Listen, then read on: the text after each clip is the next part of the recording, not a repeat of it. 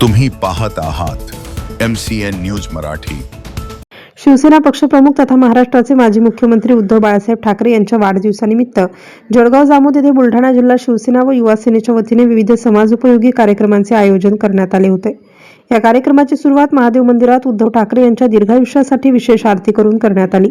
त्यानंतर जळगाव जामोद ग्रामीण रुग्णालयात रुग्णांना व त्यांच्या नातेवाईकांना फळांचे वाटप करण्यात आले। तसेच छत्रपती शिवाजी विद्यालय क्रमांक 3 येथील विद्यार्थ्यांना खाऊचे वितरण करण्यात आले। याशिवाय तालुक्यातील आदिवासी भागातील 4 बंद शाळेत विद्यार्थ्यांना वह्या, शैक्षणिक साहित्य व खाऊचे वाटप करण्यात आले। या उपक्रमाला मुख्याध्यापक, शिक्षिका तसेच विद्यार्थ्यांनी उत्स्फूर्त प्रतिसाद दिला।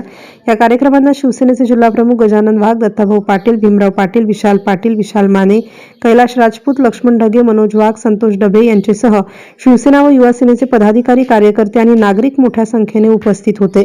MCN न्यूज मराठीकरिता धनदेव राजनकर, जळगाव।